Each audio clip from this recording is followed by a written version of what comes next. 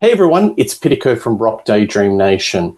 Well, May 17, 1976, a landmark album was released and it's celebrating its 50th year birthday, so a little bit belated on Rock Daydream Nation, and I'm talking about Rainbow Rising. It's an absolute cracker, one of my favorite Richie Blackmore albums of all time. Just a little bit of history about the album, personal history. I got into the very best of Deep Purple in 1982. My love for Deep Purple was through Machine Head. And in my journeys in discovering the Deep Purple family, I bought a compilation album, I think came out in 81, called The Best of Rainbow. One of the sides of the album had three tracks off Rainbow Rising, and that was Starstruck, Light in the Black, and Stargazer. And I thought, wow, I was absolutely captivated. Did a little bit of digging, found that it came off Rainbow Rising, and the rest was history. So let's talk about Rainbow Rising. I've always regarded Rainbow Rising as almost a hard rock symphony in four movements. You've got the first movement, which opens the door into the album of Tarot Woman. You've got the second movement. You see what's on the other side of the door with Run with the Wolf. The third movement, where it's a little bit more about human relationships, Starstruck and Do You Close Your Eyes. And then the fourth movement, which is the epic, rousing finale of Stargazer and A Light in the Black. So, when you put the needle in the groove on the first side, Tarot Woman, it starts off with this absolutely haunting, searing keyboard of Tony Carey through the Moog, Mini Moog. One of the truly great keyboard intros of hard rock history. And it leads you, it draws you into this Richie guitar riff that gets louder and builds up in a crescendo, in a driving rhythm that draws in the powerhouse drums of one Cozy Powell, and then you have the wonderful golden tonsils, the level-lung Titanic vocals of one Ronnie James Dio. The song is, it's built around three chords, but Richie shows immense power. This is the perfect introduction of what lies ahead. Then the second movement, what's on the other side of the door, Run with the Wolf. It has a bit of a slower, lingering tempo with a riff that's bluesy, hooky, and deceptively simple. Dio's singing has an edge and a bit of menace, and the drums are power deep in the pocket with playing almost on the back of the beat. Then you have the third movement, Starstruck. Lyrics inspired by a fan / stalker of Richie Blackmore.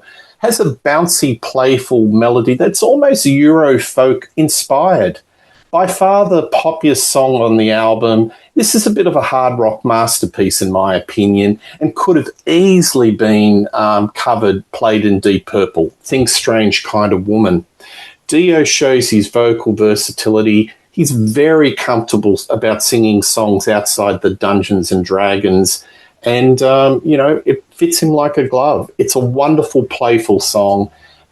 Then you've got Do You Close Your Eyes? This is unfairly regarded as one of the weakest tracks on the album, but this is, it's commercial, and it relates to human relations. To me, it's a bit of a palate cleanser for what's to come ahead. It's wrapped around a deceptively simple melody line. It's hooky, it's breezy, but it's not throwaway. And again, it showcases the Dio expressive vocals, which service the song very nicely. It gives, if it was any other singer who was singing this song, it'd have a ho-hum filler feel about it. I love that extra punchy push of words when you're making love at the end of the song, then it cuts off, and then this is like the final statement on side one, and I think it's really deliberate, it's short, it's sharp, and it gives you an incentive. You got to turn the album over and hear about side two. Side two. So this is where the reputation of this album lies as one of the great masterpiece hard rock albums of all time. You've got Stargazer, one of the greatest hard rock songs of all time, or in the Deep Purple family. This captures the band running on all 8 cylinders. Cozy Powell with the iconic thunderous drum intro launching into a groove deep into the pocket that propels the song along. Blackmore, who's at his absolute virtuosity peak, where most of his contemporary were, digging into the blues, he was digging into Bach and Beethoven, and in this case, he was using Eastern scales. What sets his playing on this song apart is his sharp attack, the aggressive picking in the notes, the timing against Cozy Powell's drums, the vibrato and the expressive bending of the strings, the dynamic phrasing. You got pauses, you got fast bend, you got call and response. It's like he's got this magic box and he's putting all his tricks in one song.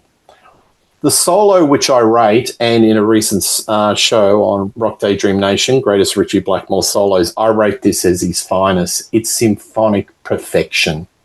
Then you have Dio singing for his life, conveying the emotion of the slaves who labour and toil for a wizard. And what for?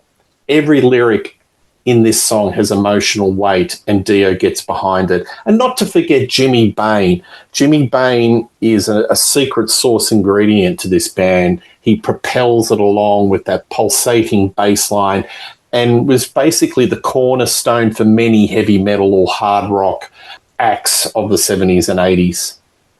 And then we lead into the final song, A Light in the Black. This is a neoclassical masterpiece. It's all energy and fury, unrelenting, and does not let go of the throat. The drumming of Cozy Powell is absolutely monstrous. Some of his best committed to tape. He drives the song along in a double kick glory, stacks a groove, an engine with enormous grunt. No wonder they chose not to play Stargazer and Light in the Black one after the other, because Cozy was absolutely knackered. But it's a phenomenal superhuman performance on this laid to tape. Blackmore switches in his guitar playing between the classical melody lines and then, the hard rock riffing. It's like a switch. He goes from one to the other. He highlights the dual personality of the man in black. This is a blueprint for neoclassical power metal. Dio's full lung vocals are just awesome, majestic, operatic, grand and widescreen. And then, of course, you've got the wonderful Tony Carey. In my view, I put the hand up. I think he was the best keyboardist in Rainbow. A Light in the Black is like an original power metal double bass neoclassical blueprint. It is like Rainbow's version of Stairway to Heaven. In fact, I think it's better than Stairway to Heaven, and that's my opinion. So there you have it. Not an inch of fat. On all of these songs, this is where their reputation as one of the titans of hard rock was laid. This is the classic lineup. Don't accept any substitute. And the seed was planted for so many genres, power metal, neoclassical. I'm talking about you, Randy Rose. I'm talking about you, Steve Vai, Yngwie Malmsteen. I'm talking about bands like Dragon Force, Epica, symphonic bands. They were all listening to Rainbow Rising, one of the most influential hard rock albums. So it's celebrating its 50 years. Make sure you check out all the Deep Purple content on Rock Daydream Nation, because I do a show on this very album and go into a bit more a deeper dive. But I thought, look, I'm going to talk about it again. It's a 50th year anniversary, and it'd be remiss if I didn't, film a tribute to the great Ritchie Blackmore and Rainbow. So it's all what I hear between my ears, and it's all in the heart, because this album's got heart, the cornerstones of hard rock. Check out Rock Daydream Nation, plenty of Deep Purple content. We are the Deep Purple channel on YouTube. Please check it out. Heaps of content. Tell us what you think about this album, and I'll be doing more shows just around the corner. Catch you later. All the best.